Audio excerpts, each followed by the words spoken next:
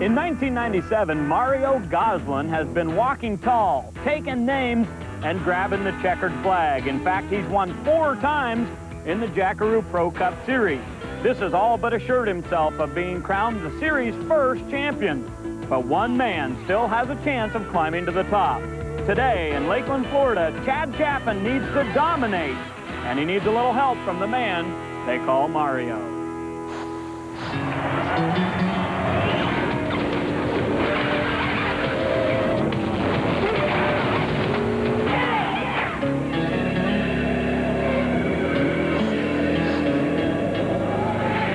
Welcome, everyone, to ESPN2's coverage of the USAR Pro Cup Series. Tonight, it's the naturally fresh 250 coming to you from USA International Speedway in Lakeland, Florida.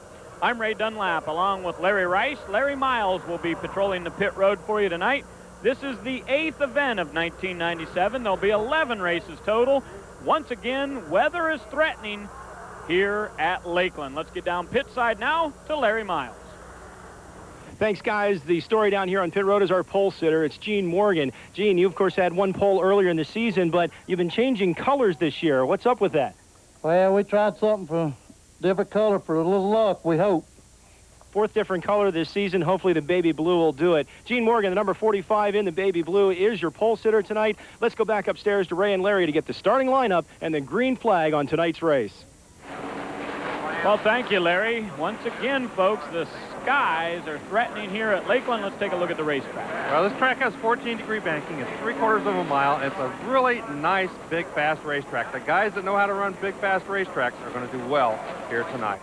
That's a look at USA International Speedway, and here's a look at the grid. His second pole of 1997, Gene Morgan, in the number 45 car. You see Chad Chapin and a good qualifying run for Jay Fogelman. Yes, it certainly is. He had a nice run. Lee Tissett starts next. Alongside him, Mario Goslin, and that's one of his worst qualifying spots of the year. The number 70 car of Brad May and Sammy Potashnik make up row number 4. Here's where the rest of your favorite drivers will start in the qualifying order tonight here as they get ready to roll the cars off. A brand new number 45 car. Jack Morace, Lesneski. You see Jerry Rector there in the 77. And look at this, Jerry Glanville out tonight, starting 12th in the 81. He is quite a character. If you've ever talked to Jerry Glanville, you don't know the meaning of the word until you've talked to him for a while, because he can come up with a lot of good stuff. He's a funny guy. Here's the top 37 cars that will be making the start tonight here at Lakeland, Florida. Well, you see, we've had a good bit of rain down there on pit road, and the skies, again, look pretty bad. Quite a bit of lightning up in there, so hopefully we are going to get this thing started very quickly, get this race underway, and try to at least make it to the halfway point tonight. Marty Ward on the outside. Now here's some of the remaining races on the 1997 tour. You see that Lakeland, Florida event, the very final event of the season, November 29th. Well, Mario Goslin's got a big lead in the point standings, but Marty Ward has won a race and wants to close in. The point standings are very close, though. Hey, guys, a couple other things about tonight's race. When you look at Mario Goslin, yeah, he's up 249 points in the points race on the rest of the field. But when you look at positions 2 through 6, they're separated by just 96 points. When you look at 7 through 14, they're separated by only 81 points. While everyone's after the checkered flag tonight, all the drivers in the top 15 will be looking to finish top 10 or better to keep those points in order. Let's go back upstairs and get this thing underway. Well, Larry, you know, he's talking about the points there, and they are really so important, especially now that we close in on the last 4 races of the season.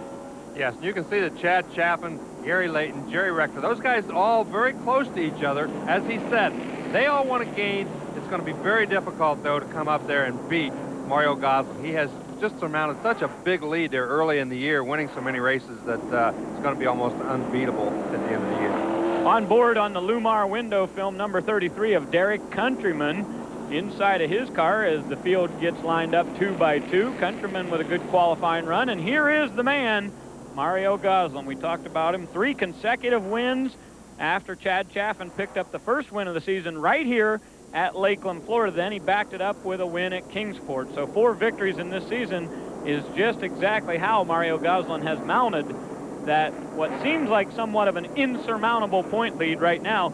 And Gary Layton hopes to charge up through there, but he didn't qualify very well tonight, Larry. He starts all the way back in 14. Yeah, that was a bad qualifying time for him. That's as far back as we've seen him qualifying. It's going to be tough for him to come back through this field. You've got guys like Chaffin and Marty Ward starting up front. They're going to be very, very tough.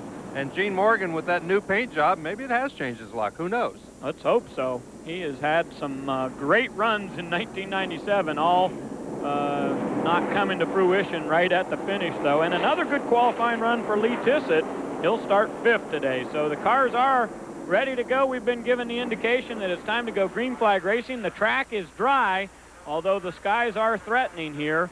This is the standard case at USA International Speedway when we come here to do a USAR racing program. We're going to have rain, but let's hope we'll keep our fingers crossed and hope for the best. Green flag is out, and here comes Morgan. He gets a good jump on the field. Yes, he got a great jump, as did Marty Ward and Chad Chaffin. All three of those guys jumped out ahead of everybody else. Chaffin making a move on the inside of Marty Ward right on the first lap.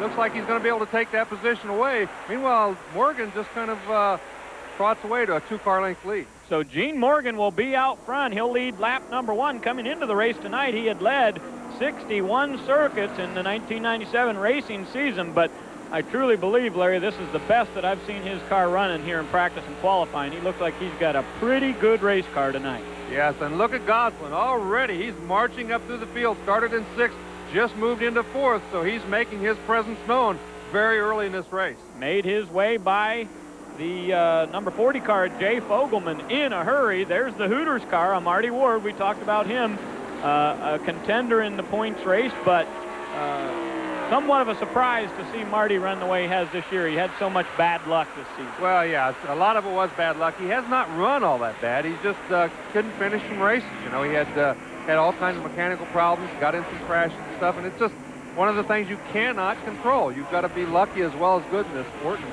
he just hasn't been very lucky this year.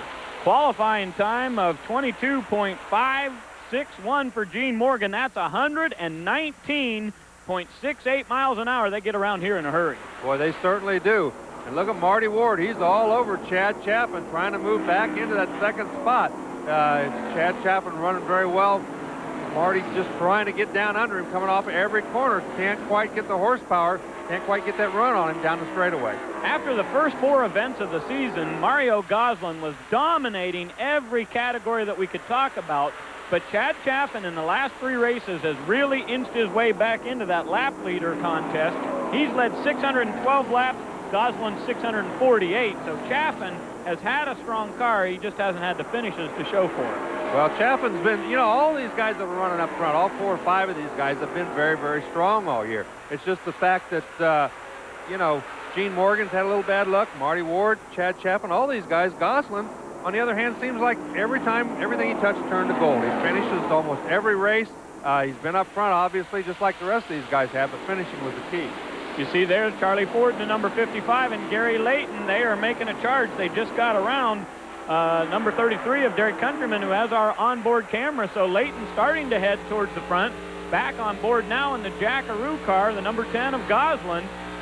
He's got to keep those leaders in sight. Well, and he is keeping them in sight. He's not really pushed the thing too hard right now. He's running about 6-8 car lengths back to 3rd place in 4th position and just kind of hanging on. There you see Charlie Ford as he's giving a real tussle there to Jerry Glanville in the 81 car. Glanville, you can see, protecting the bottom of the racetrack. He pulled down on the straightaway trying to protect the bottom and keep Ford behind him. Ricker's Restaurant and HBO, the sponsors on Jerry Glanville's car. So Glanville with a good run here as he's right in the mix. And he is right ahead of Charlie Ford, back on board with Derek Countryman.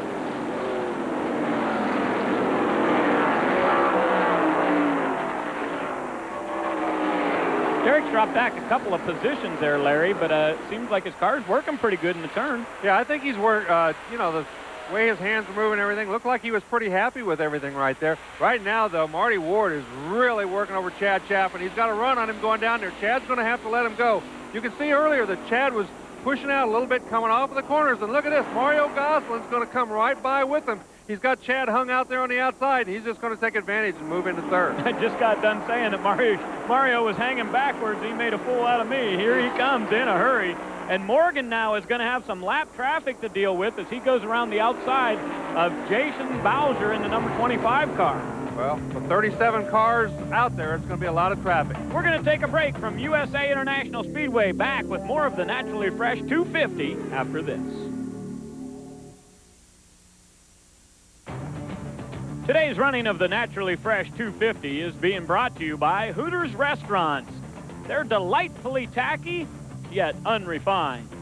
And by Jackaroo Meat Sauce. If you've got regular meat sauce, you ain't got Jack. And by Naturally Fresh, pure spring mountain water. It's naturally refreshing.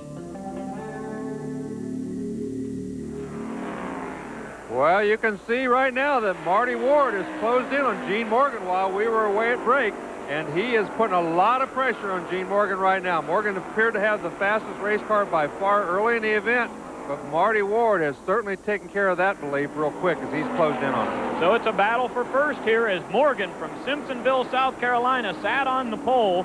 His second pole of 1997. He won the pole over at Southern National Speedway in Kenly, North Carolina. But Larry, I want to ask you about this paint job thing now. I know there's a lot of mental part of racing, but does changing your paint job really help you?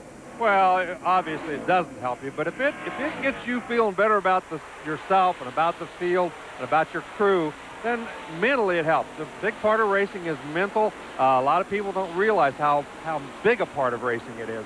But if you have a winning team, it's just like Gosselin. When he gets on a roll, everything's going really well, and he's winning races, they know they can win every time. That's what Gene Morgan's trying to do, make his team know that he can win every time. We can see Jerry Glanville right there getting passed by Charlie Ford. Yeah, so Ford comes to the outside in the number 55 car, and Gary Layton's going with him as they make the move on the coach. Gary Glanville from Roswell, Georgia. And things are heating up in a hurry here as here comes Marty Ward. He is putting the pressure on Morgan now, and lap traffic really going to come into play here as Kevin Heath in the number 2 car is going to lose a lap here in the early stages of this Naturally Fresh 250. Well, you can see Dale Groves in the pits there in the 63 car. He's already got trouble. So right now, though, Marty Ward is giving Gene Morgan all the trouble he wants. We talked earlier about Marty Ward. He had the monkey on his back, and they were hanging the monkey and all that sorts of things. That's all that Gene Morgan is trying to do. He's trying to get that little bit of a break, whatever it takes, if it's a paint job, whatever it is. You just need to get the team on the right track knowing that you can win. He knows he can win. He wants everybody to feel like he can win. Saw Andy Stone there in the number 05 car losing a lap to the leaders, and they are now coming up on a couple of cars, but the 31 car is letting some smoke out. J.W. Cornneck. Yeah, he's really putting some smoke. I'm surprised they're not going to... I wouldn't be surprised if they don't black flag him pretty quick, because you can see that thing really smoking down the straightaway. And Morgan, Larry, was very smart to go quickly to the outside of that 31 car as he is really letting out a lot of smoke. Coming right off the turns there. You see he's right in front of Mario Gosselin now in the Jackaroo car, and Gosselin does the same thing. He says, I got to get by this guy. Oh, in trouble right in front of Mario Gosselin as the 57 car slides out of control. Joe Harrison has made contact with the wall. Yeah, he got a little tap in the back as he headed down for the inside of the racetrack, slid around, made heavy contact with that left rear, so Harrison's going to have to try to get restarted back into the pits. That's a break for Morgan, though. Let's take another look at it. You can see right there, he has a little bit of contact. That looks like the 52 car. Yep. That's David Cottrell that hits him. They both tried to drive in there real hard. They both got on the brakes. They both got sideways. Just slight contact, and he was in the fence. So things got pretty crowded right there in front of Mario Gosselin, so a big break for him. Although the leaders have gotten away from Mario again just a little bit, he wasn't caught up in that crash, so that's a bonus. We'll be back with more racing from USA International Speedway in just a moment. Under caution for the first time here at USA International Speedway as Charlie Ford's 55 car has gone to the pits with no right front tire. Wow, that's a tough break for Charlie Ford. He started way back in 17th spot and moved well up in the field, was doing a nice job. And obviously, I don't know whether he made contact or whether the wheel broke and just came off of there. Whatever it was, they're going to try to put another one on and see if they can get him back out on the racetrack. Tough break for Charlie Ford. Well, we talked about the points coming in at the top of the show, and Ford comes in 6th place in the points from Chesterfield, Virginia. He desperately needs to get back out there, and the car is rolling, Larry. It looks like it might be okay. Yeah, it doesn't look like there's any damage, like he ran into anything. The fender's not bent or anything. It looks like the wheel just came off, and he had to come in and, you know, get another one put on. But he's not running very fast. Let's see what happens. So he's got a new tire on the right front. What happened to him, Larry? Robert Burns, the crew chief for the number 55. What happened with the car? Well, we lost the wheel. Evidently, somebody hadn't tightened the wheel up before it went out, so it's one of our mistakes. We saw a lot of sparks coming out from underneath the car on the other end. We had a good car. It just we goofed up. We didn't, on the race team, we didn't tighten the wheel up is what it was. All right, you come in, you got the tire change. You going to be okay? I hope so. Boy, Larry, that, I mean, I know how much pressure there is down there on the pit road, but that really is just not acceptable. No, that's a tough break for Charlie. He had a very, very good run going after not a very good qualifying time, and have something like that happening is pretty disheartening, and you're right, there's no real excuse for that. I guess the big question now is, do you think the car's okay? He drug that thing a long way down the front straightaway. Well, that's something only time will tell. You know, he might have torn a brake off. Obviously, they checked all those things, but even if you got a crack in a brake line, when something like that happens, it can put you out of business. Well, we're going to try to get back to green flag racing. The restart will come out here on lap 22. Gene Morgan from Simpsonville, South Carolina, and the Valinite number 45 is the leader, and he has been strong all night long. Green flag is back out. We're underway. And you can see how many lap cars there are already in this race. There's a lot of cars on that inside line, which means they've all been lapped at least one time. So when you got 37 race cars on the racetrack, it gets very, very busy, very, very quick, and they have to contend with that. We've often said on this series that the most important thing, or one of the most important things, is being able to run in lap traffic. Obviously, Gene Morgan's done a great job of that here tonight so far. Back on board with Mario Goslin in the Jackaroo number 10, trying to keep his eye on those cars up front. Marty Ward putting some pressure on Gene Morgan. And, you know, Larry, we look back at the race just a couple of weeks ago at Kingsport, Tennessee, the number 6 event of 1997. Gene Morgan had such a great run. He takes the checkered flag, goes to victory lane, but they ended up changing a ruling there, and the victory actually went to Chad Chapman. Well, that's just one of the bad luck. Oh, and trouble on the front straightaway, Larry, as one car has just lost an engine. I believe it was the number 2 car. Yeah, here he is, Kevin Heath, and the 2 car just blew up coming down the front straightaway. Boy, he blew up big time. Lots of smoke everywhere. You can see it still floating across the racetrack. Let's take a look from Derek Countryman's car. You can see right there what the driver's looking at. There's smoke everywhere. He doesn't know exactly where to go. He's just driving blind, hoping that he's making it through there. Once he gets through, he's really saying, glad that's over with. And a lot of the time they are relying on their spotters to talk them through that. Yes, that's right. The spotters have to do a good job, but a lot of it just happens so quick. It's instinct. You go where the smoke is not, hoping that he's not going to be there when you get there. In this case, it wasn't a spin, it was a blown engine, so the guy could hold it down to the bottom of the racetrack. So Kevin Heath in the 2 car will go to the pit road. It looks like his day is done. Now, Gene Morgan's having a great run, and we want to meet his crew chief.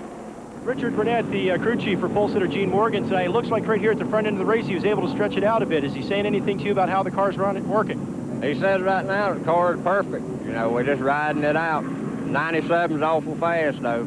Yeah, I was seeing the 97 of Marty Ward come up behind him. The caution flag, any adjustments, any changes? Right now, no. We'll stay right where we're at. All right, Gene Morgan up front. Larry Richards said they're going to stay right where they're at. They're hoping they can do that for 250 laps tonight. Yeah, and that's going to be pretty hard. Marty Ward's working on it pretty good. It looked like Gene Morgan might be having a little bit of a problem with the handling. I noticed him floating up in the corners a little bit higher. Marty Ward's still able to keep that car right on the yellow line, right on the bottom of the racetrack, all the way around. As the tires get more worn, we'll see if that problem gets worse or not. Well, we know that Chad Chapman's car always works well here at USA International Speedway. Currently, he runs 4th. Well, Kevin Heath, the car number 2, that thing just lit up on you, didn't it? Yeah, we lost a cylinder or something. I think it dropped a valve. I don't know. We've been off the pace all day. Is there any indication that was coming? No, not really. I don't. Not really. We haven't been up to speed, and power was off. I don't know. Something let go in the motor. We'll try next time. All right. Well, tough luck tonight, but next race around, right? Thanks. Well, I'm sure the folks over at the Quick Lube there in Denver, North Carolina, just outside of Lake Norman, are going to be disappointed knowing that Kevin's out of the race early tonight. Yeah, it's a tough break, but that thing let go big time. Luckily, nobody else crashed. Really, when the smoke's that bad, entering into turn one, I mean, you're running 130 mile an hour, 125 mile an hour at that point. Things can get pretty busy pretty quick.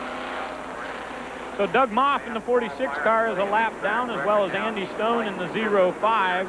Mickey Hudspeth there, also a lap down. So those cars will line up to the inside, and our fast cars to the outside. Gene Morgan in the 45 has led every lap from the pole as we get ready to go back to green flag here on lap 29. A lot of racing coming your way here tonight from this beautiful USA International Speedway in Lakeland, Florida. Well, still a long, long way to go, and Gene Morgan is just going to try to hang on. All those guys up there in their first 5 or 6 spots, they're just kind of riding along right now. If they get a good opportunity to pass, they will, but they're not going to take any big chances to do any big pushing. I think that's what Mario Gosselin's doing. He knows there's over 200 laps to go. He's riding back there in third.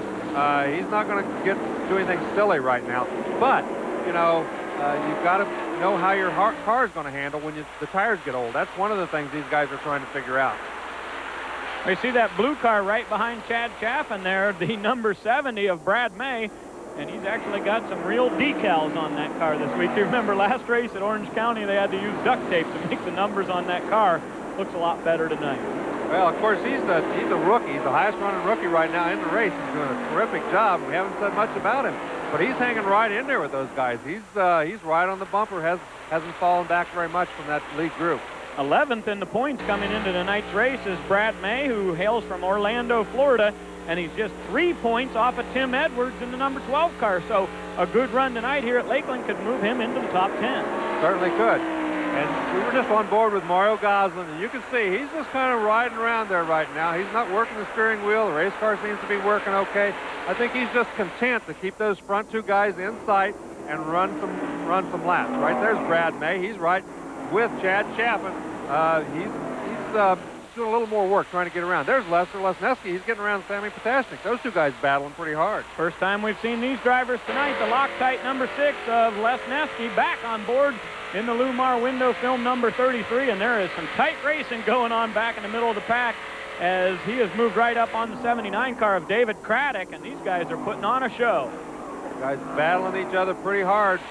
Back up front, we can see that Marty Ward is putting the pressure on Gene Morgan. He's not really making any attempts to really pass him, but he's really staying right there. He wants Morgan to run as fast as he can so that, you know, maybe he'll wear his tires out. Maybe he'll make a mistake. They can take the lead pretty easily. Marty Ward won all 3 exhibition events in 1996 in this series. This 1997 season, the inaugural season for the USAR Pro Cup division, and Marty Ward came into the season feeling pretty good, like he might have a shot at blowing everybody away, but that certainly has not been the case, as there has been a number, up to at least 10 or 11 different drivers who have been in a battle each and every week for the win in all the races in 1997. And his first half of the season was disastrous. Right now, though, you can see the last half of the corner, he's very, very fast. He's a lot faster than Gene Morgan is from the middle of the corner out. He's able to keep that car right on the bottom. He can pull right up on him. But he's not doing anything silly. He's running very smooth, very conservative. And, you know, if Gene Morgan makes a mistake, he's going to take the lead. If not, he's going to ride there for a while. Now, Marty Ward, Larry, is 400 points out of first place behind Mario Gosselin. So at this point of the season, he's just got to be thinking wins. He's got to be thinking wins. I got to win for my sponsors. I got to win for my team. You know, I got to win races. When he came into this season, he had no idea that he would be that far out of the season, the point standings. But he just had such a terrible, terrible luck at the first part of the year. He just, you know, what can you say? The number 75 Engineered Components Ford Thunderbird of Bob Schacht is on the pit road. Schacht qualified 20th in tonight's race, and his first start in this Pro Cup division. Looks like they're having some engine problems. Yeah, you can see they got the timing light in there. They're trying to figure out whether the timing belt slipped, what happened to that thing, because they were trying to see if the timing was okay, because it obviously was running pretty lousy. Now, in the Pro Cup division, folks, you are allowed to run 2 different types of cars. You can run what we call a Winston Cup or ARCA legal car, which is a 110-inch wheelbase car, or you are allowed to run the Busch Grand National style chassis, which is a 105-inch wheelbase But on a big, long racetrack like this, it appears the 110 cars have a bit of an advantage. Well, they should have an advantage. You know, the longer cars should be a little more stable on a racetrack like this. And, you know, I think just what the guys have chosen to run, they should be better.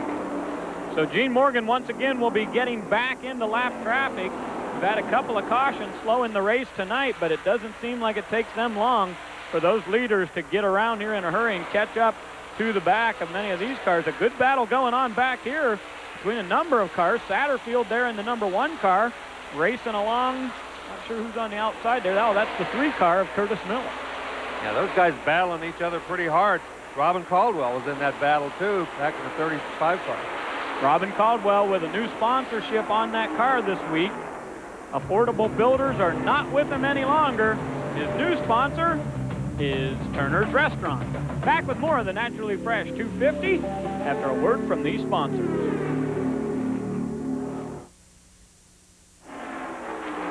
Welcome back to Lakeland, Florida. The green flag just came back out. We're underway racing. I'm Ray Dunlap along with Larry Rice, and down in the pits, Larry Miles bringing you the action from the USAR Pro Cup Division. Tonight it's event number 8. There are 11 events scheduled in the 1997 championship chase. And Mario Goslin is at the head of the points, but at the head of the field tonight it's Gene Morgan. And Larry, his car looks good. He has looked very strong since the opening green flag. He doesn't seem to be slowing up too much. I think Marty Ward right now might be a little faster than he is, but he's been working on him and hasn't been able to get around him so far. As we take a look at Robin Caldwell, he's back a little farther in the pack. And of course, Charlie Ford, who stopped earlier to get that left front, seems like, or the right front put on. He seems to be running pretty quick again now. Charlie's car seems to be going okay. It's just they put him so far in the back of the pack after coming in for that pit stop to get that tire put back on. So somewhat of a mental error for the crew down there has hurt Charlie Ford. We'll see if he can climb back in to be a challenge in this race. Now here's Sammy Potashnik in the PTI number 65 going to the pit road. Potashnik from Sykeston, Missouri. And we see Andy Stone in the 05 car waving to the leader saying, go to the outside, man. I'm slow. I'm going to stay down inside for you. So these drivers do a lot of communicating through their hand signals. Well, and they're doing a good job. Those guys that are being lapped are staying down to the inside. They're giving them plenty of room. And if your car's working on the outside like these guys are, they just motor right on around them. Brad May hanging in there in 5th spot. Jay Fogelman, who started up front, he's hanging in there in 6th, and Lee Tissot in 7th. So a lot of these guys, we take a look at the rest of them, hanging in pretty much where they started, just kind of running in place right now. See the 31 there at J.W. Corneck. That's the car that was letting out some smoke earlier. We thought maybe they had a problem with that car, but it appears to have corrected itself as he's still out on the racetrack. It's either corrected itself or it's all gone, and he'll be out of there pretty shortly on his own accord. If that looked like rear end grease or something, wasn't a lot of smoke, but if it was rear end grease and it's gone, well, he won't be lasting too much longer. Now the leaders are coming up on Robin Caldwell to try to put that number 35 car a lap down, and Caldwell staying down to the inside, and here they go. They're going to go to the outside, and Morgan's car is just that much faster, so Caldwell now will be a lap down. Yeah, he tried to hang on. He's been trying to keep those guys behind him until the next yellow. Now they're coming up on Sammy Potashnik, who came out of the pits. He was in the pits a few laps ago. Now they're trying to put another lap on him. So Potashnik is a lap down. He is not on the tail end of the lead lap as Morgan continues to work over the field. Boy, Gene Morgan's car is good, but how about Marty Ward's, Larry? Bob Mangan is the crew chief on Marty Ward's number 97. Is he just riding, or does he have something to get by Gene Morgan for the lead? Hey, Larry. Welcome to Hooters Racing. Want to say hey to Rick. We miss him not being here, but we're glad you're here. Marty's doing all he can do, baby. He's a little tight coming up. He's driving the wheels off of it. It ain't got nothing left in it. We're just trying to get to halfway because of this rain.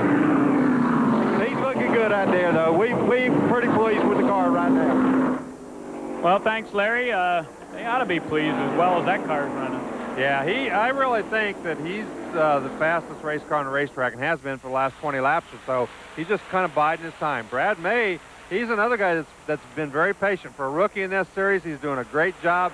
He's been right on Chad Chaffin, who's always fast here, and seems to be a little faster than Chad is. That race car that Brad May is driving, that number 71, they purchased just a few weeks ago from Kevin Counselor. So Brad May in a brand new race car for him, and this is the battle for fourth. Yes, and you can see he's putting a little pressure on. He tried high the last time. Now he's down on the bottom of the racetrack. Just doesn't have quite enough down the straightaway, off the corner, down the straightaway to get around. But look right through the middle of the corner. He really gains on Chad Chaffin, right through the middle of the corner, off the corner. And then Chad just has enough horsepower down the straightaway that he can't make a move on him. So it's a Ford and Chevy battle as Chaffin is in that N&S car parts, number 84. That's a Ford, and the Chevrolet, the number 70 of May right there. Yeah. No sponsorship on that car at this time. I know they're looking. I'm sure everybody who doesn't have a sponsor in this business is always looking, because it's a tough business, and it's an expensive business. You got to have the sponsors to help you out.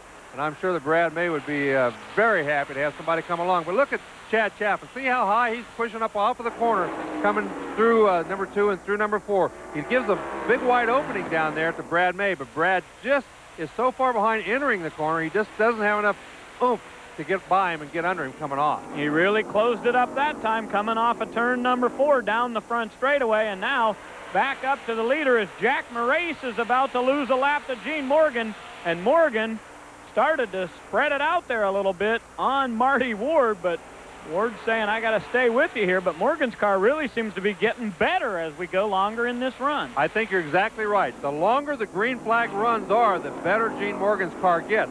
And on the other hand, I think that Marty Ward's car doesn't get quite as good. Right after the yellows, though, Marty Ward is very, very strong. And then the longer they go, and I think the same thing is true for Brad May, the longer the green flag period, the better he seems to get going. Well, in the first race of 1997, right here at USA International Speedway, Chad Chaffin was out front for 205 laps of the 250. He hasn't been quite that strong tonight. Boy, oh, Sammy Potashnik sideways up there. Doug Moff, yeah. Doug Moff made contact with him. I heard the brakes, and there must be some oil down here, Larry, because a lot of cars sliding sideways now. Lee Tissick gets it spun.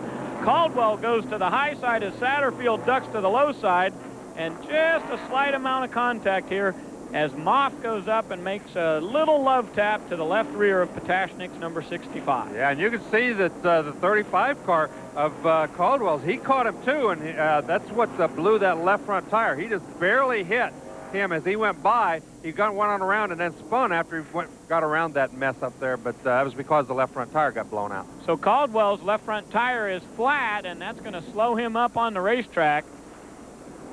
And he's going to have to try to get to the pit road in a hurry here, or he's going to lose another lap.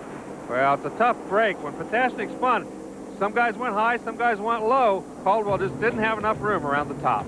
So the caution is out for the 4th time tonight. Robin Caldwell is going to try as hard as he can to get back to the pits, and we'll be back with more racing.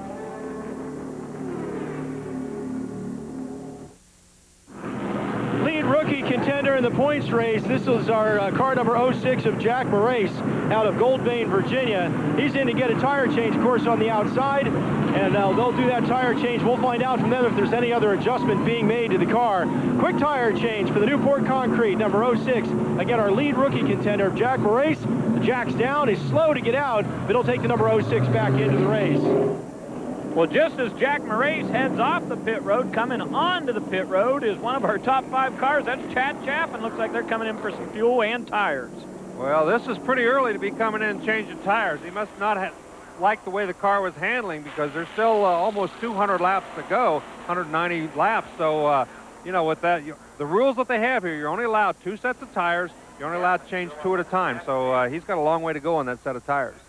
Well, we're under caution as Sammy Potashnik spun over in turns 1 and 2, but we had some slight contact there as Robin Caldwell went to the high side, and Larry, I think he's got more problems than just a flat left front. Well, obviously he broke a tie rod or something in the steering, because that the car would not steer. It was down on the bottom, and he's riding along in the back of the wrecker, and that's not the kind of ride he wanted to have here tonight. Next race will be at Milwaukee, Wisconsin. Both divisions will be in action September 6th. It's the Hooters Cup late models, and on the 7th, this very same division you're watching, it's the USAR Pro Cup division, sponsored by Jackaroo. They'll be at Milwaukee, and that should be a great race. That should be a terrific race. That's a nice racetrack. It's a 1-mile racetrack. It'll be the biggest track that they run all year, the fastest track that they run all year, and it's a very, very racy racetrack. It's a flat, very flat racetrack, but it has a couple of grooves. It's one of the best 2 grooves, flat ovals in the whole country. Well, after Milwaukee, they go to South Boston Speedway and then close out the season right back here at USA on November 29th. So if you'd like to get some tickets to watch the USAR Pro Cup division, we're getting bigger and bigger fields every week as more drivers come out. And we're getting lined up now to try to go back to green flag racing. David Craddock down to the inside as a lap car, and we should get the green on lap 63. Well, it'll be interesting to see here now how quickly Chad Chapman can come from the back. He's clear at the tail end of the lead lap cars. You can see there that the 70 car has moved up into 4th place. That's Brad May, so he's running 4th on line now. We'll see if he can keep up with Mario Gosselin. 70 different drivers have competed in the 1997 season as we're back underway in the 8th event of the year. Potashnik back out there in the 65. Morgan is your leader, as he has been from the wave of the green. 2nd place, Marty Ward in the Hooters car. Yeah, and once again, those front 3 cars kind of pull away, but Brad May still dealing with the lap traffic back there in 4th spot.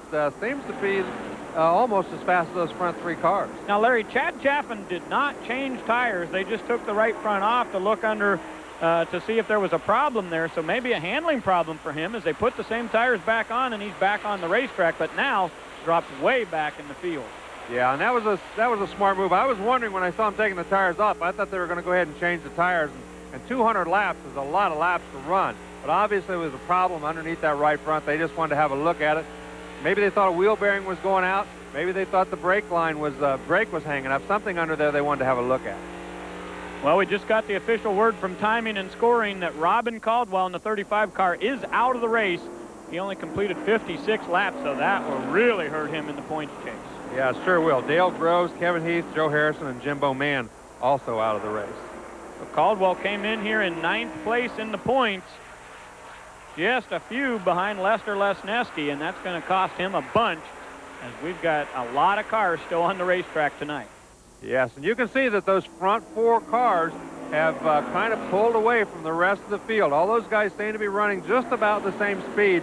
And it's interesting to note that Marty Ward, that time on the green flag, was not nearly as strong as he had been before. He always gave Gene Morgan a big tussle right after the yellow. That time he did not, as we take a look at Chad Chapman moving his way back up through the field. So Chapman back on the racetrack. His next car in sight is Jerry Glanville in the number 81 car. He's going to make his way around Jerry Glanville, the coach formerly of the Atlanta Falcons. We talked to him earlier about his plans for racing in '97.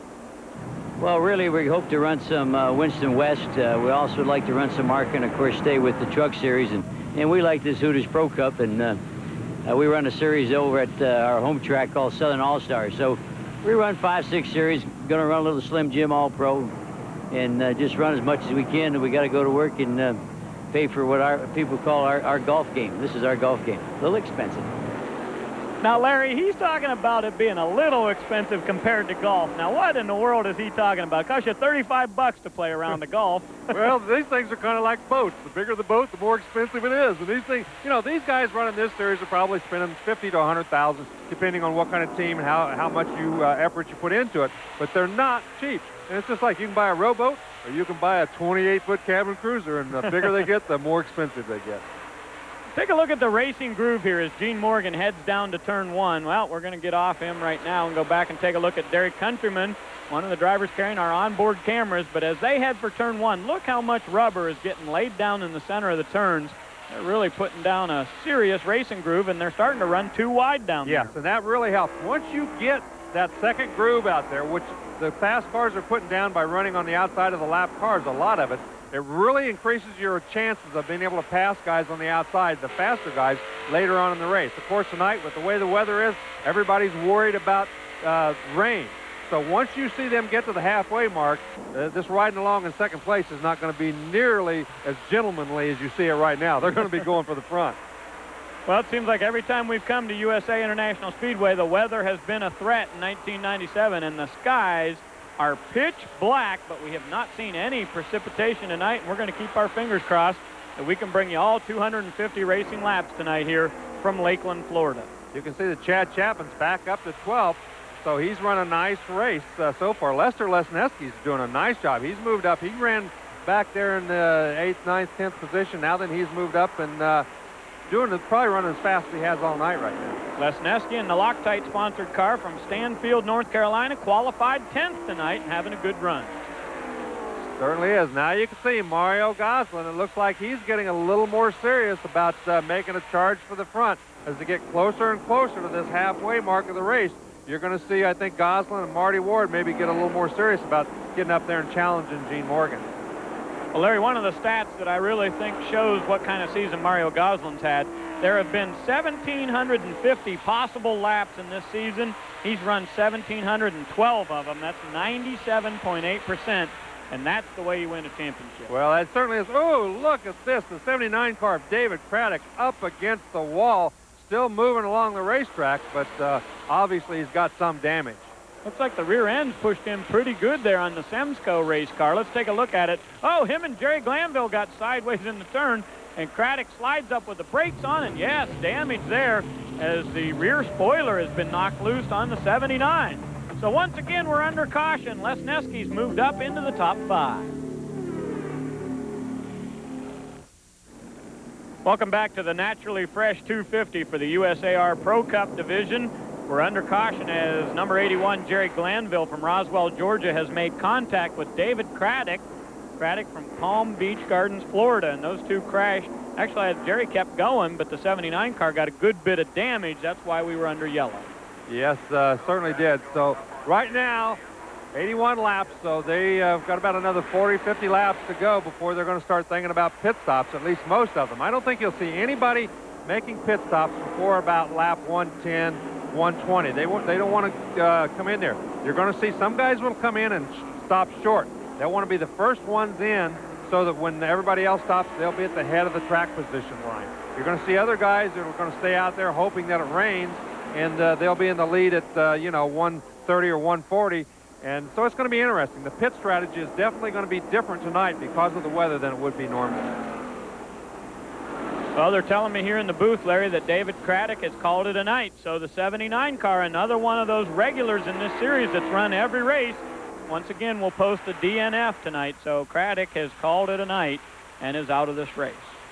There you see Sammy Potashnik. He's still out on the racetrack, even though he's had one spin and a pit stop early in the race.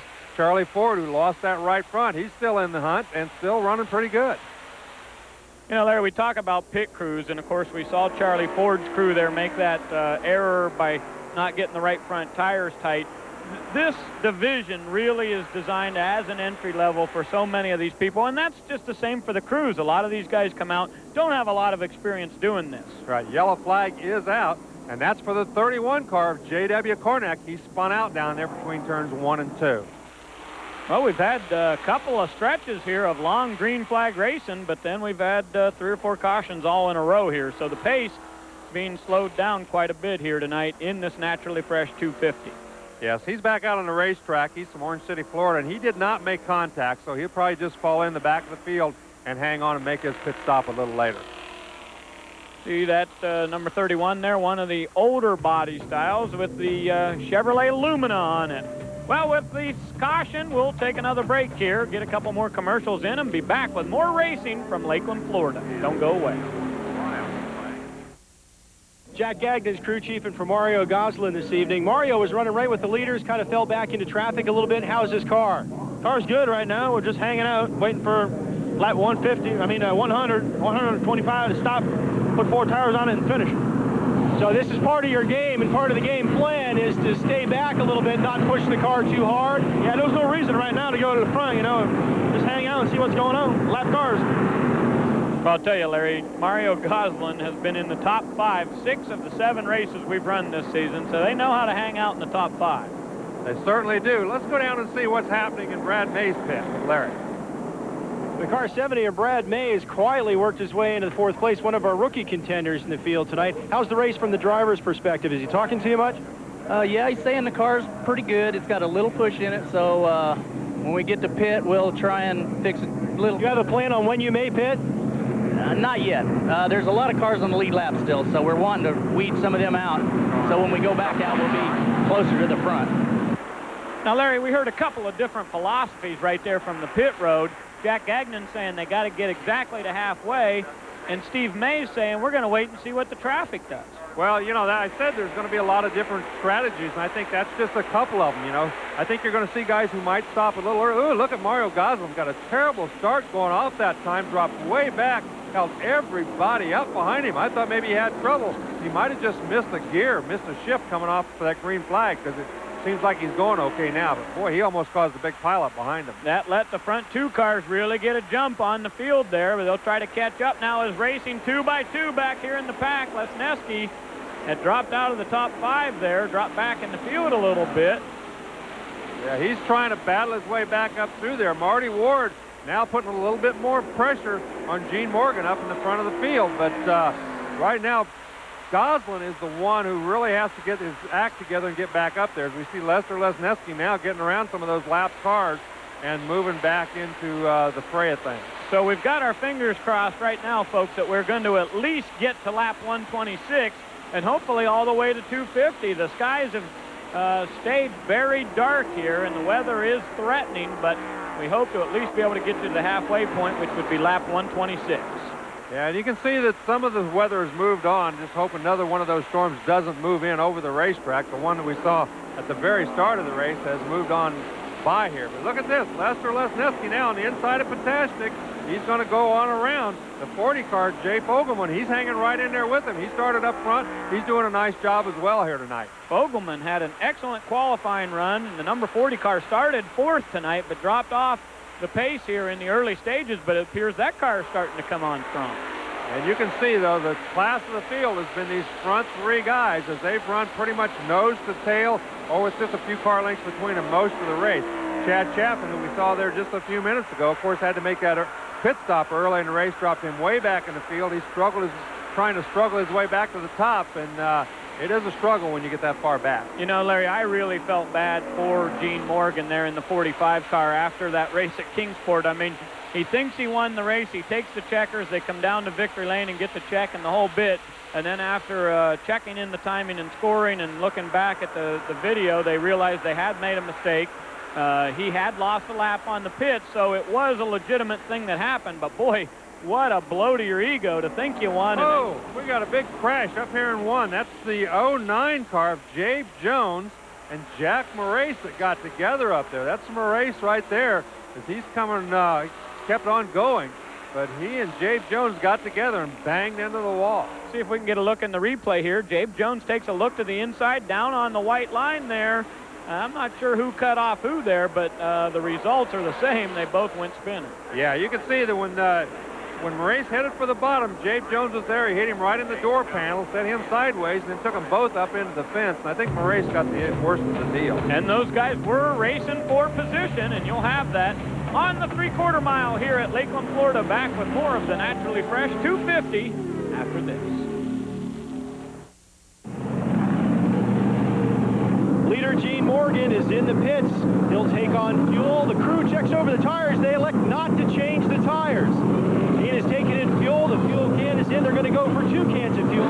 But again, no tire change on the Valinite number 45 of Gene Morgan. The crew saying, go, go, go. They're away with a full load of fuel and no tire change.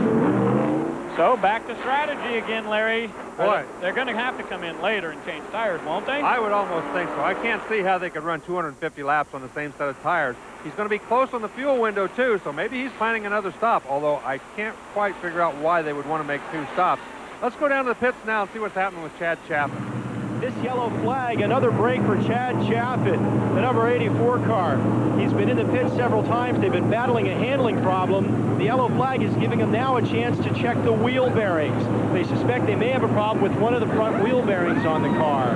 So they'll go in and take a look underneath and look under the tires to see if they can see any of the problem that they're having with that car. Meanwhile, the cause of the yellow flag, or the cause of the extension of the yellow flag, the car number 40, the Libby Hill car, right behind Chad Chaffin here, he lost a tire going out of the pits. They got the car back around. They'll have to check and see if there's any damage underneath the car and see if they can get another tire back on it. Meanwhile, again, the Chaffin crew continuing to see if they can find out what the wheel bearing problem is on the number 84 car. Well, the first race of the season here, Chad Chaffin won, but the way things are going tonight, doesn't look like they're going to be a contender in this race.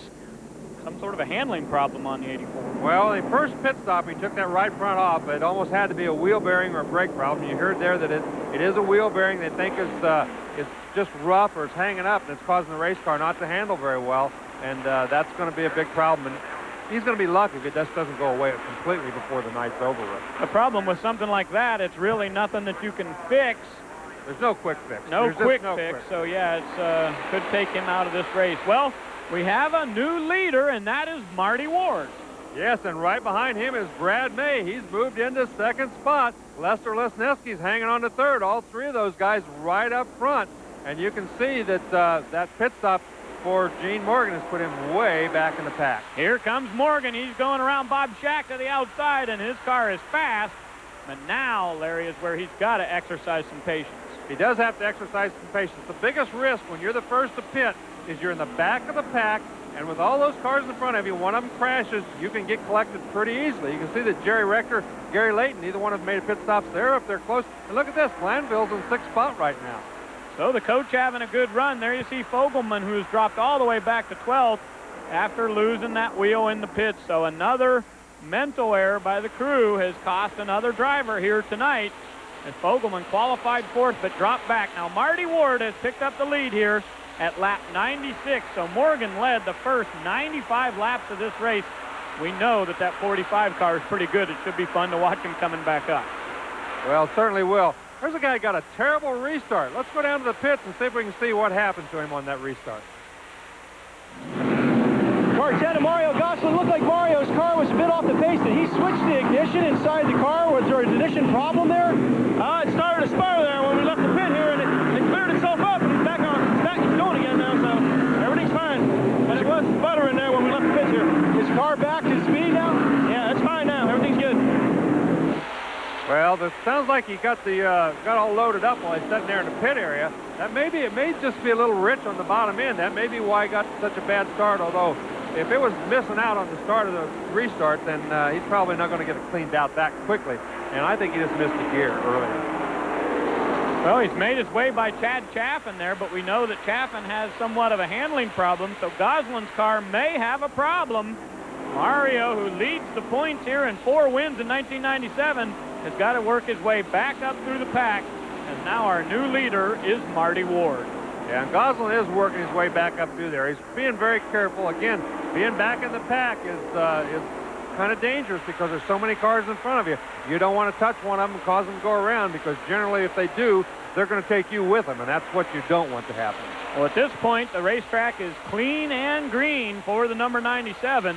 Marty Ward's got 1 win in 1997. He won at Peach State Speedway in the 5th event of the year. And here is Glanville talking about having a great run, even though he made contact with a car earlier, which brought out the yellow. Glanville is having a heck of a run in that 81 car. That's right. He's battling with Lee Tissot. Note that is a battle for position. Those guys battling each other pretty hard. And right behind them is Goslin trying to get back around both of them.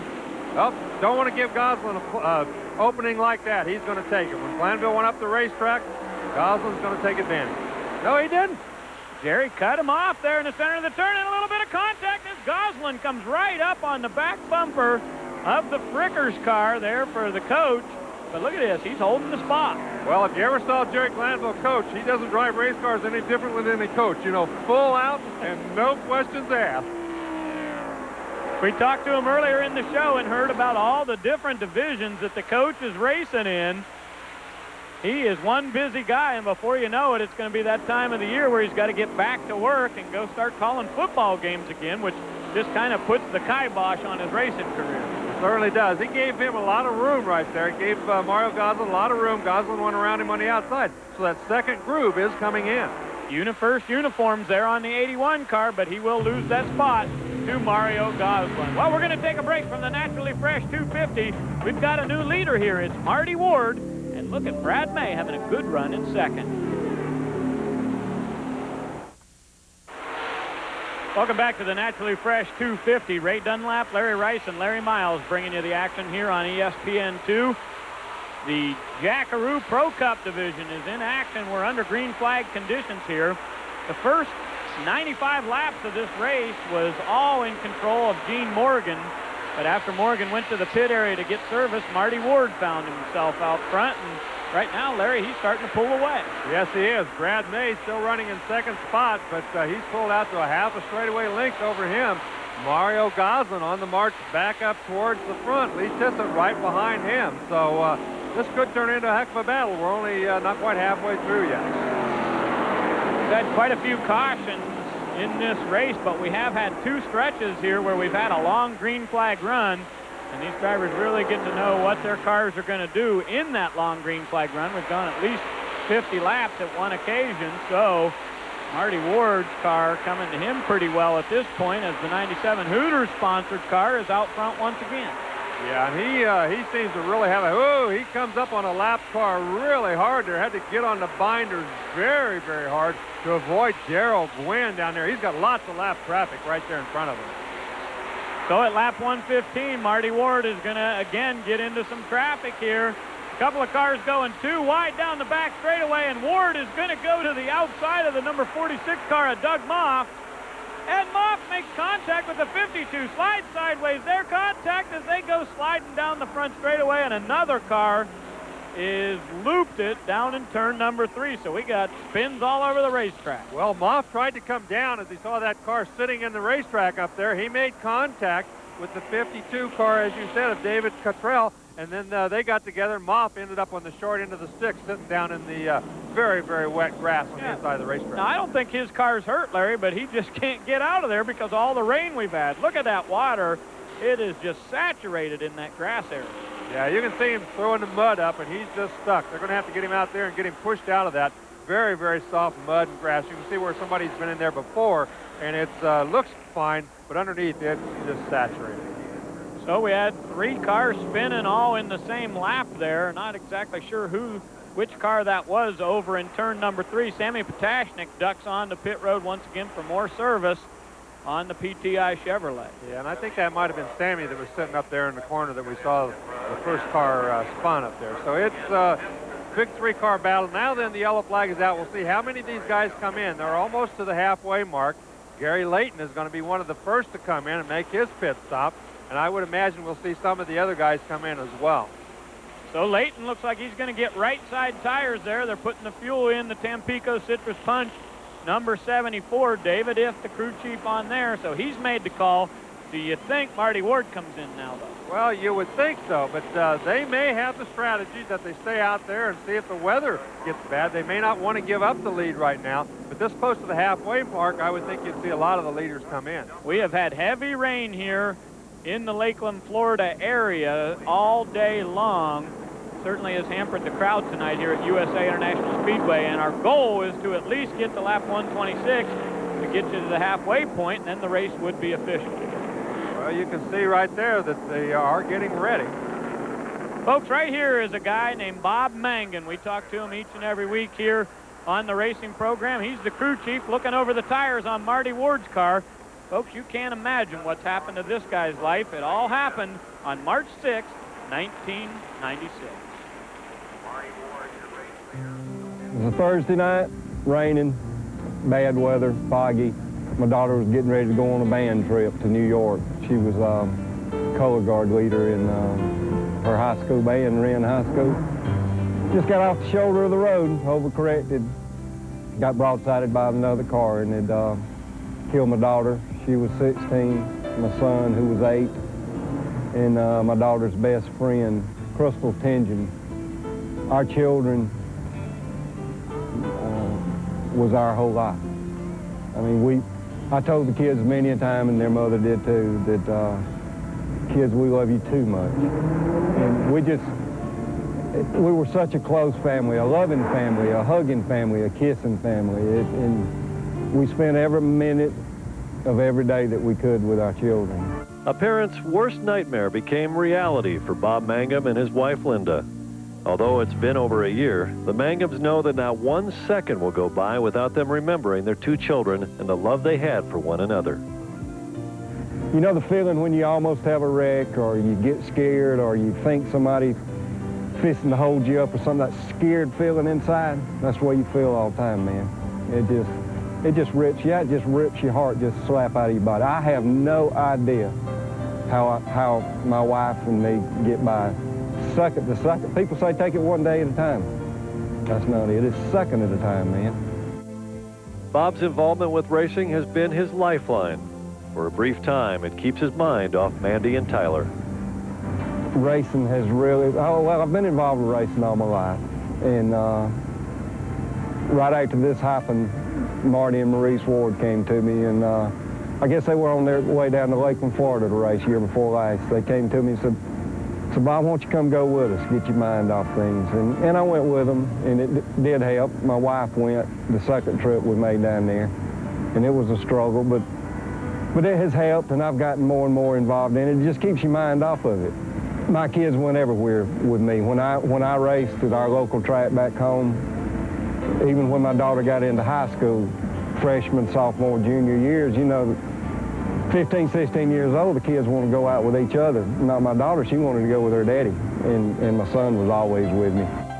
Before every race, Bob still has time with his children, a kind of ritual. It brings him a sense of comfort knowing that they're watching. We're fortunate enough to have a lounge in the trailer where it's good and cool. That's the main ritual there, to go cool off. No, not really, but I go up and I talk to the children, and I ask the Lord to watch over them, keep them safe until Mom and Dad and Aunt Mommy and my brothers and sisters who have just suffered tremendously with this. I sit up there and talk to them, talk to God, and ask him to watch over Marty and all of us and keep us safe so that we can be with them. It's still a constant struggle, but it's obvious that Bob loves to keep the memory of his children alive by talking about them and letting people know who they were. She's always had a smile on her face. And she was just, she was your friend when you met her. Tyler, man, he was just a joy. Nobody ever met either Mandy or Tyler that didn't say, man, how did you get such nice kids? They were God's gift. It's something nobody should have to endure. Nobody. But, you know, that's the hand we've been dealt. We got to finish this hand, and we got to be with them someday. Mandy, Tyler, and Crystal, gone but not forgotten.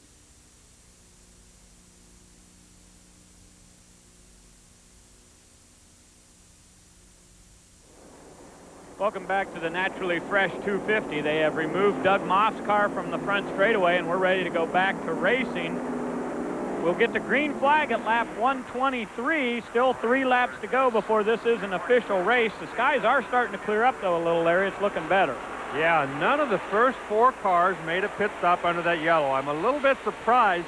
I suppose that Marty Ward probably stayed out there so he could get the halfway money. But if you're running 2nd, 3rd, or 4th, Jerry Rector now running in 4th position, they did not come in either. Now, the strategy, I guess, being that you want to stay out there as long as you can, hope for the weather or whatever, but they do have to stop. They can't run more than probably 150 laps. Ooh, look at Lester Lesneski, real sideways up there. But you can't run more than about probably 150. Some guys maybe not quite that far. So it's quite a gamble for them. They're figuring there must be a yellow flag in the next 25 laps. Well, we have had quite a few yellows as Gene Morgan's car slid very high coming off turn 2 just to the right of our screen. Now, the number 10 car, Mario Goslin, is fighting his way back up through the field. He's right behind Charlie Ford now in the number 55. But Morgan's car now not handling nearly as well as it did in the early stages of this race. Now, he's, of course, he has not gotten on new tires. He made an early pit stop around lap 100, but he did not take on tires. So it'd be interesting to see if he thinks he can go 150 laps and run 250 laps on the same set of tires. I don't think anybody figures he can do that, but maybe he can. So Marty Ward leads the halfway point. He picks up $1,000 from Royal Purple Lubricants, and that certainly will help his pocketbook. But when are they going to have to pit? Well, they're going to, that's going to be a very interesting thing, especially if they have to pit under green. It's going to cost them dearly. Jerry Glanville there running along with Tim Edwards. Those guys battling each other pretty hard. Give a call to Tim Edwards in the number 12 car, having a strong run tonight here at Lakeland. We haven't seen him on the screen much, but he continues to battle out there. Now, Marty Ward is your leader. He picked up the lead from Gene Morgan on lap 96. and we have just gotten to the halfway point. Tonight's race is 250 laps. There's Edwards battling along with Glanville, and that is a fight for position. Yeah, and Tim Edwards seems to be running a little bit faster than Glanville right now. He runs way up on him really hard coming off the corner. He's getting through the middle of the corner much better, and there he's on the inside of Glanville. Oh, a little bit of contact again. They hit twice. He was trying to move Glanville over, so when he got to that lap car, he would be on the outside of him. Now then Glanville goes way wide on that corner, and he's going to open the door wide open and let Gary Layton go by as well. Now, Darrell Gwynn is the black car to the right there with the number 67 on it. He kind of held up Jerry Glanville there a little bit, and that's what precipitated all that contact down the back straightaway. But Layton comes right along with Tim Edwards, and they will take that spot away from the coach.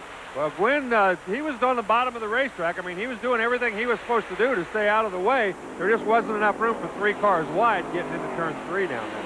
Well, an unbelievable story that we heard just a bit ago about Bob Mangan, the crew chief on Marty Ward's car. A man that sometimes, Larry, I can't even believe he's able to get up every day. He has a lot of strength. The big question is, when are they going to pit? Let's go find out with Larry.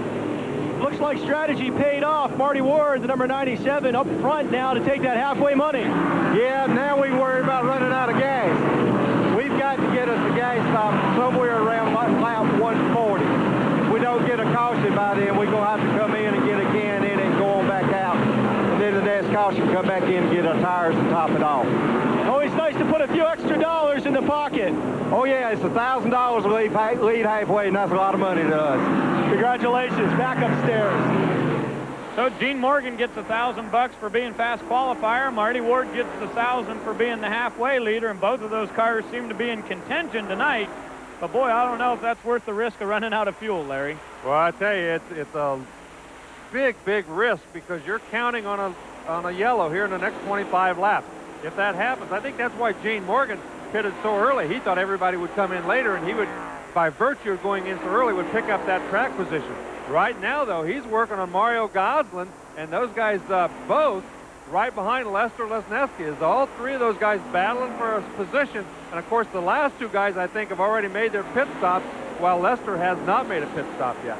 I think Morgan may have had a good strategy here by getting fuel early, but I gotta believe they're going to change tires on that 45 car before the race is over, at least the right sides. Well, that's what you would have to think. You'd have to think he couldn't run 250 laps on that same set of tires.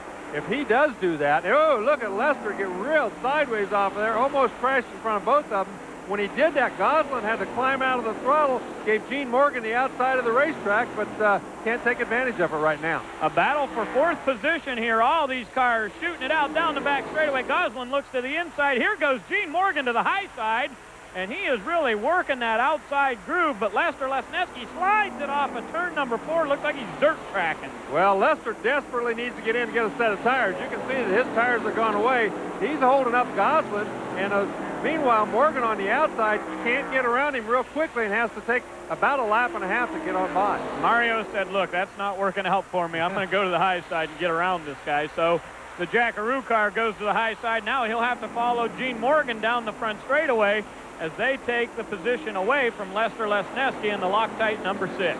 Yes, and that cost him a position on the racetrack, and we all know that Gene Morgan's been fast all night long. He's not going to be an easy man to get back around, so that could prove costly right there. Good run for Lesneski tonight. We need to give a call to a couple other drivers who are just having a great run. Jerry Rector in the number 77 and the number 74, Gary Layton. They are cars to be reckoned with as they are having a great run out there tonight. Yeah, Brad May also doing very well. And, of course, Marty Ward, who's been up front ever since he took over in lap 96. Right now, he looks to be the man to beat. But if he does not get a yellow here pretty soon, could be trouble. Boy, and if he has to come into the pit road under green, even just to get a splash of fuel, imagine how many spots he's going to lose, because we've still got 22 cars on the lead lap. Yeah, still a lot of cars on the lead lap, and if it puts you way behind the 8 ball, then you have to battle back around those guys. Well, the racing continues here in the naturally fresh 250. Ray Dunlap, Larry Rice, and Larry Miles bringing you the action, and we'll be back with more racing after this. Green flag racing continues at USA International Speedway from Lakeland, Florida. It's the 8th event of the 1997 USAR Pro Cup Series. And I'll tell you what, Larry, I am impressed with Gene Morgan in this number 45 car. He is really showing his colors tonight. Won the pole, led the first 95 laps of this race, and now charging back through the field. Yeah, he's back up to third, and you can see the rest of the top 10. Tim Edwards in 8th position. These guys are running very, very well. The thing that amazes me is that he did not put tires on when he came in that first time. That still amazes me.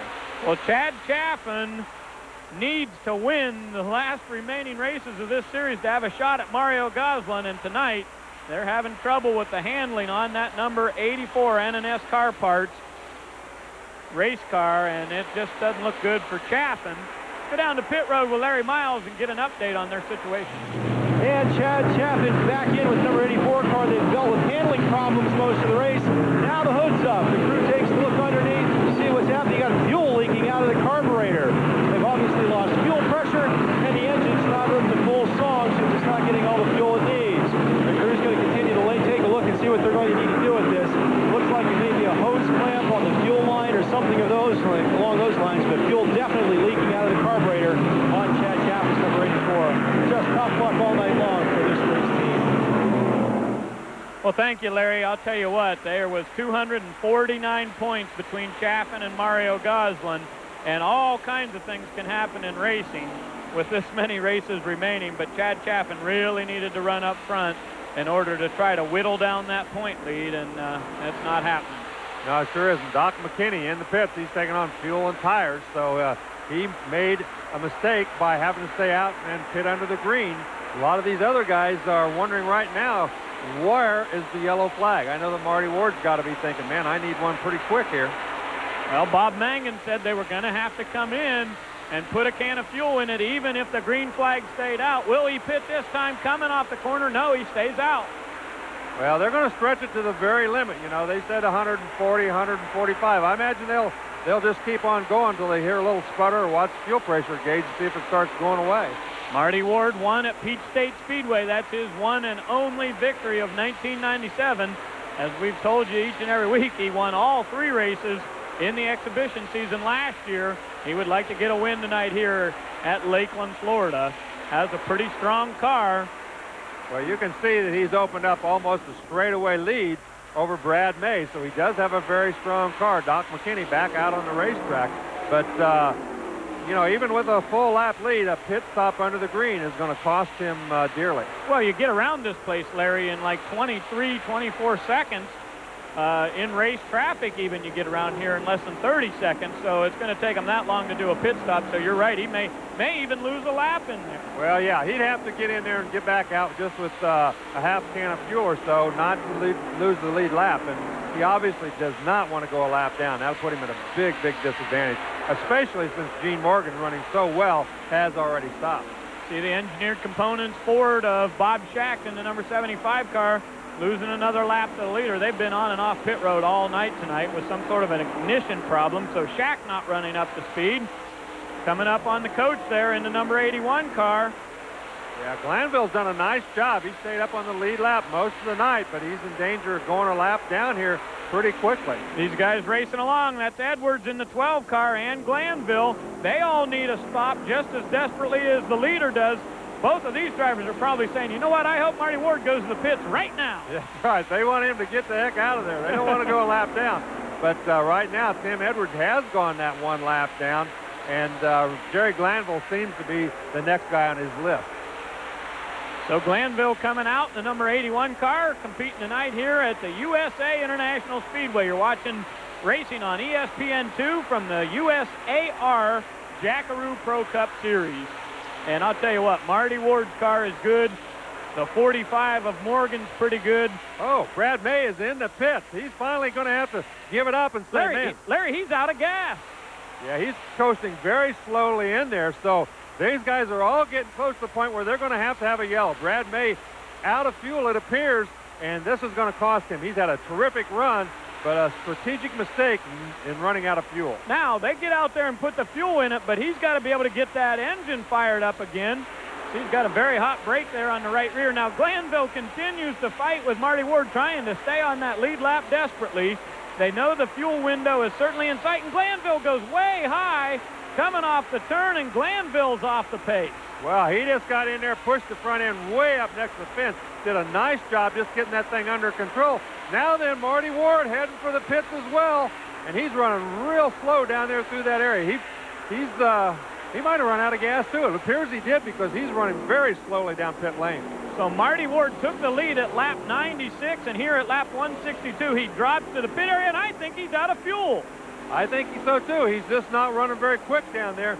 And, oh, man, what a tough break. Just a bad calculation. There you can see Chad Chaffin in the pits again. These guys are just going to put fuel in, try to get the cars refired and back out as quickly as they can. They're not going to take time to put on tires. But Gene Morgan's still running his same set, so he's okay. Man. 10, 11, 12, 13 seconds have gone by, and they don't have the engine fired yet. So Gene Morgan, who pitted on lap 100, will take the lead once again in the Valenite number 45. What a change of events here as a couple of cars running out of fuel. Yeah, we knew that they couldn't run over 150, or at least we didn't think they could. Obviously, it's a little closer to about 140 that the line was drawn, as we heard Magnum say. But that gives everything back to Gene Morgan. He's back up front, and he took advantage of an early pit stop. He gave away the halfway money, and it paid off for him. But, Larry, if they can only go 140 laps and Morgan pitted at 100, he can't make it to the finish either. Well, I think he almost had to be planning on 2 pit stops because he didn't take on tires. I can't imagine, again, running this whole race on the same set of tires, and if he does, boy, it'd be a credit to the tire company. So a strategy in the making here as Gene Morgan resumes the lead in the naturally fresh 250. A very strange situation. Will he come in and pit for tires, or is he going to try to get a splash and go at the end of the race and see if he can hold on and battle whoever's racing with him if he's still in that position later in this race? Well, he still seems to be very fast. Chad Chaffin, once again, very slow on the inside of the racetrack. Been a miserable night for him. We saw Mario Goslin going by up there, so a lot of things changing here in a real hurry right around the 140, 150 lap mark. They're showing Chad Chaffin 55 laps down to the leader right now, so it's going to be a terrible finish for him this evening here at Lakeland. Now, here's the other guy in the points race that we got to talk about, and that's Gary Layton. He's only 262 points out of first place with Mario Goslin. We've been saying Chaffin's the only guy that has a shot at him, but that's really not true. Well, Layton's he's still on the racetrack, still running well, so if he stays out there, he could have a shot, but it's going to be tough. I mean, it's just been a great year for Mario Goslin. So Mario Goslin, on the heels of 4 victories, comes into the race tonight with the point lead here in the Jackaroo Pro Cup division. The hood back up on Chad Chaffin's car, and that is going to be devastating in the points. Now, here's Lesneski going to the pit. Well, he has not pitted either, so he probably is either out of fuel or had to make the pit stop because he's in there now. They're putting the fuel in. No tires. They're going to go back out on the same tires. Under green, they don't want to take the chance on making a tire change. Don Satterfield in the Hawksaw Blades #1 right behind Gene Morgan.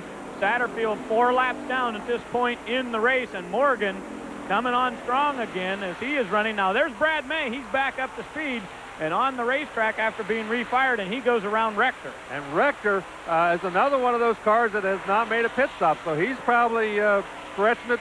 He's hoping that oh, look at that. Jerry Glanville hit the end of the wall down there. You can see him running sideways, heading right for the end of that pit wall, and he hit that thing. You can see the barrels laying out there. Oh, boy. You know what? I think, Larry, he was trying to dive onto pit road to go get fuel. He probably felt the thing sputter and tried to get it woed and turn into the pit lane before the engine died and just didn't make it. He really hammered the wall. So Glanville makes contact with the end of the pit road, and we are under caution once again back to Lakeland, Florida, right after this. Welcome back to USA International Speedway. The lights are out on the Bill Curry Ford Pace truck. Take a look at what happened, Larry. Here it is. Jerry Glanville tries to slow, comes onto the pit road, and Gene Morgan makes his way by him, and Glanville slams the front end of the number 81 car right into that barrel at the end of the pit road, and it appears his day may be done. Yeah, you were exactly right. He was trying to sneak in there, just didn't quite get it woed enough to get inside that wall and hammered it pretty hard. So the coach will call it a night and head for the pit area. Mario Goslin in car number 10, Gary Layton running just ahead of the number 45 of Gene Morgan. So Goslin is the leader. Yeah, Goslin now the leader of the race, and he's going to be tough. He has already made a pit stop, although he may have to pit again. Gene Morgan's out there. He's already made his pit stop.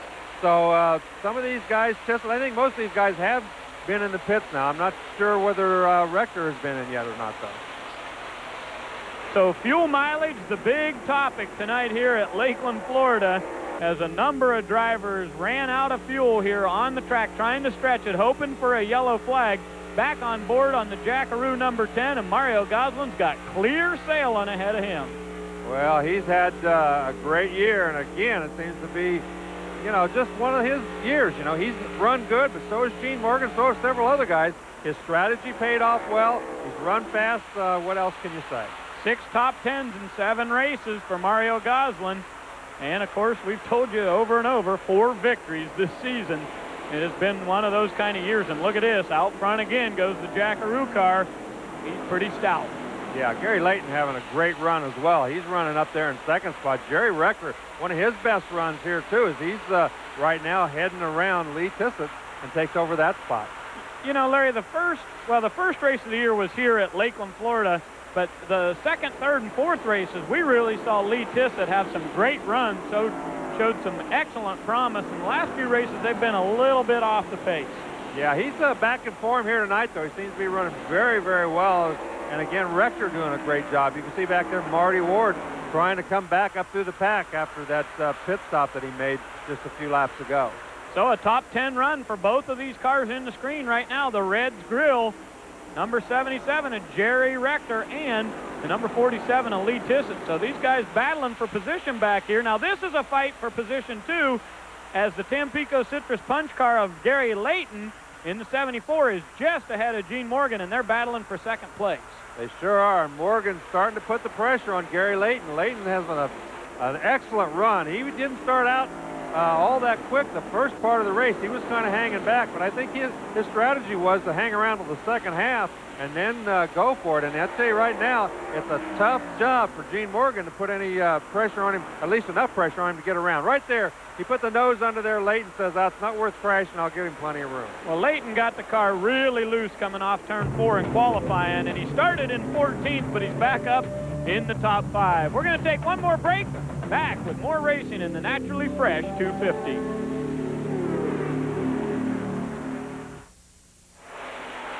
Welcome back to Lakeland, Florida. The number 10 car of Mario Goslin is your leader. And Larry, I think we need to try to clarify a little bit of what's been going on here. We've had quite a few cautions and had a few commercials here. The leader is the 10 car, but Gene Morgan is running second. He just got by Gary Layton. Morgan had been the leader for a long time. He had led the race. He came in on that last yellow. He took a splash of fuel. We talked about him coming in on 100 laps. Could he make it 150? He didn't think so. So on the last yellow, he went in and he took a splash of fuel. He still has not changed tires. Tim Edwards came in, got a couple of tires and some fuel as well. So those guys are in good shape to go the rest of the way. And Edwards currently runs in 6th position on the racetrack. We saw Brad May running really well earlier in the number 70 car. Of course, he ran out of fuel and came down the pit road, and they couldn't get that car refired, so he lost a lot of valuable time on the racetrack. He currently runs 10th. There's Brad May in the 70. Yeah, he's running pretty quick again. It's just that green flag pit stop put him a long ways back, and he's not going to be able to recover and win the race from that position, I don't think. So Mario Goslin out front once again. We've seen it an awful lot in 1997. He has led 6 races in this season, and we're in the 8th event. So if you can lead that many, you're doing pretty good. Well, most drivers will tell you that all you want to do is you want to be around in a position to win every race. You see Darrell Gwynn heading for the pits very, very slowly, and that isn't good for him. But every driver just wants to be in a position. If you run in the top 3 in every race and put yourself in a position to win, then you're going to win your share. And I think that's what Mario Goslin has done. Not only has he been up front, but when he hasn't been up front, he's been in a position to win every single race when he's been running at the end. Derek Countryman there in the number 33 car has one of our onboard cameras, the Lumar window films car, but he just gets passed right by the number 77 of Rector. There goes Goslin now. He's trying to put a lap on Tim Edwards. Edwards still in the lead lap right now, trying to get underneath him. Looks like he's going to be able to do it if that lap car doesn't get in the way. The 50 car of Doc McKinney down to the inside. Edwards takes advantage of it and uses him as a pick. So the Ramada car slows up the number 10, who is the leader. Now Tim Edwards not running as fast as he was earlier. He's in 6th place, and here goes Goslin just like that, right in the center of the turn. He still makes the pass. Goslin just driving so deep into the corners. That thing handling so well.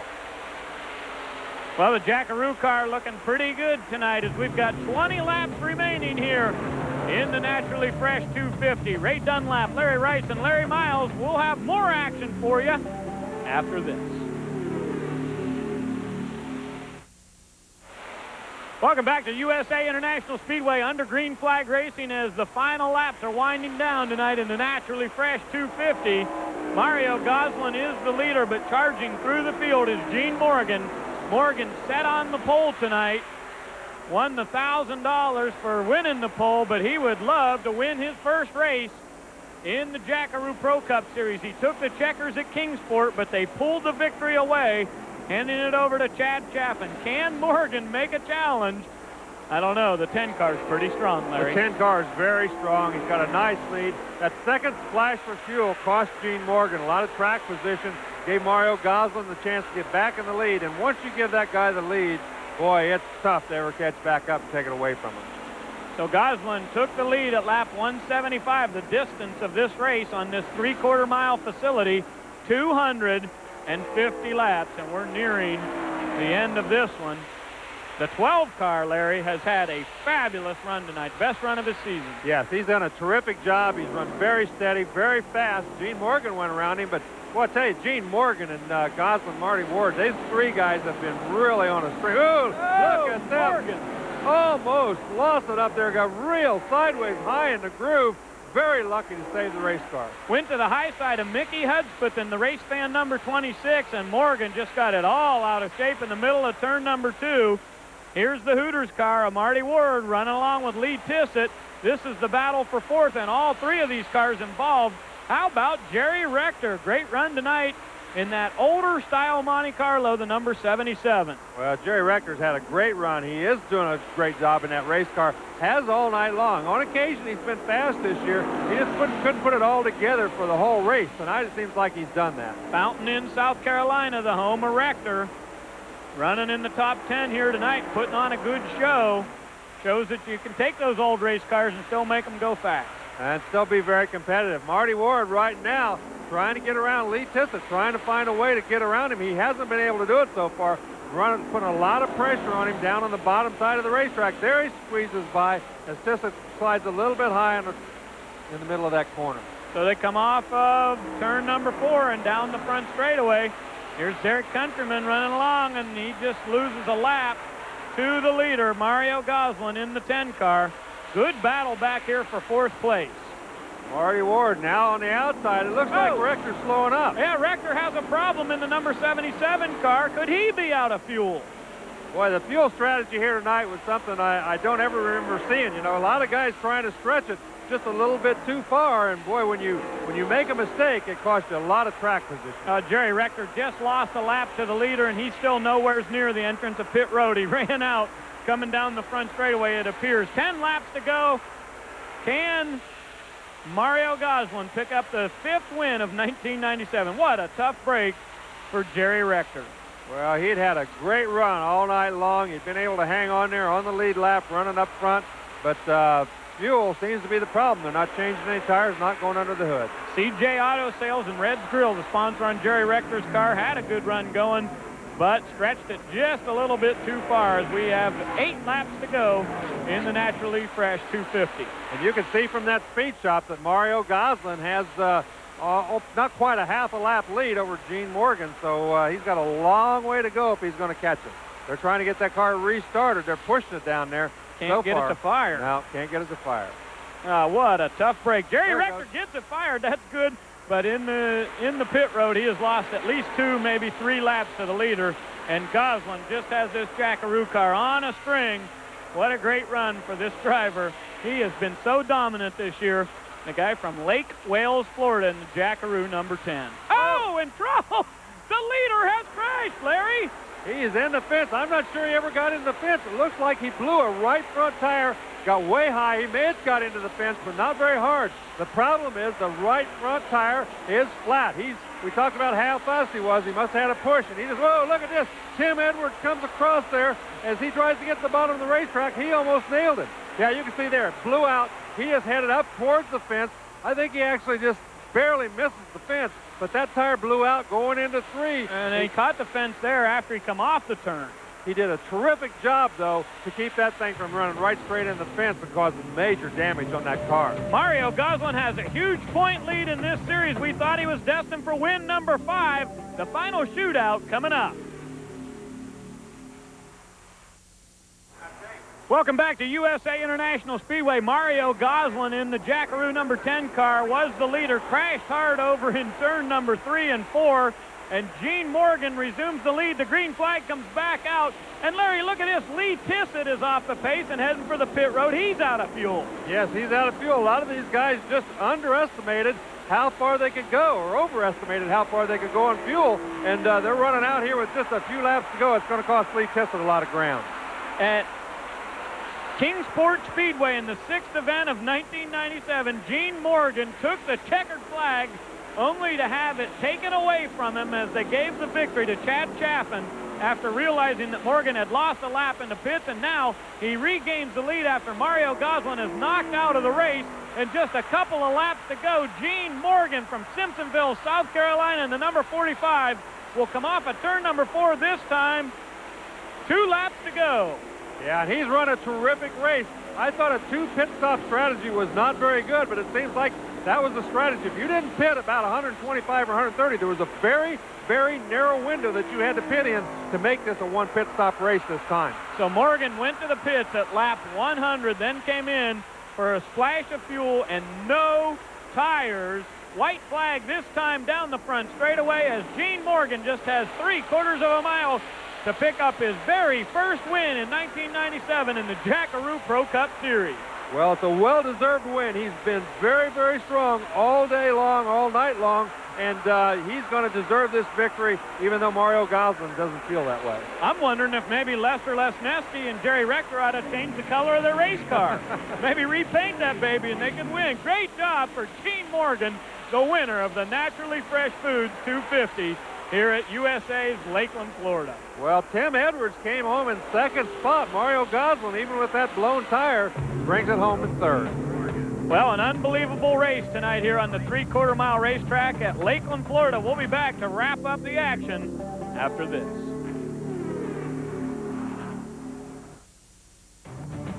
Tonight's broadcast of the Naturally Fresh Foods 250 has been brought to you by Hooters Restaurants. Delightfully tacky, yet unrefined. And by Jackaroo Meat Sauce. If you've got regular meat sauce, you ain't got Jack. And by Naturally Fresh Pure Spring Mountain Water. It's naturally refreshing. Now down to Victory Lane. Well, Gene Morgan, from the pole to the middle of the field and back to the front of the field, this has to feel good. Oh, it feels good. This car really run good. We messed up a little bit not changing left side tires, but other than that, it was a good night. Well, what about in the middle of the race? It seemed that strategy and pit strategy played into it. Other drivers are running out of fuel, some tire problems, things like that. Was everything on target for you as far as the pit race strategy and pit strategy? Yeah, we planned 2 stops. We was afraid we'd run out of gas like some of the others did. What about the handling on the car? It looked pretty smooth through most of the race. The car handled real good. We just needed to change left side when we changed right side, and we didn't change left side, and really hurt us. So for everyone else, a little bit of misfortune for you tonight. You put it in victory lane for the first time this season. Well, that's good. Thank you. Well, an unbelievable run by Gene Morgan. Larry, I was sure that he didn't change tires, but evidently they did get left sides on the right side. Obviously we both missed that. I thought he'd run the whole race on the same side. He must have changed them in that first one, and we missed it. Jabe Jones had a great run finishing 6th. That's a good run for him. Charlie Ford came back and ran 12th after losing that right front early in the race. And we'll cycle down through the rest of the field here to show you where your favorite driver finished tonight here at Lakeland, Florida in the Naturally Fresh Foods 250. 3 events remain in the 1997 season. Milwaukee Mile is next, then the South Boston Speedway, and we'll wrap it up, the 11th event of the season, on November 29th, right here at Lakeland, Florida. Well, congratulations to Gene Morgan, the winner tonight here. His first career victory in the Jackaroo Pro Cup Series. For Larry Miles and Larry Rice, I'm Ray Dunlap. Hope you'll join us each and every week right here on The Deuce as we bring you stock car racing from all around the country. What a tough job Larry Miles has with those Hooters girls. This has been a presentation of ESPN, the worldwide leader in sport.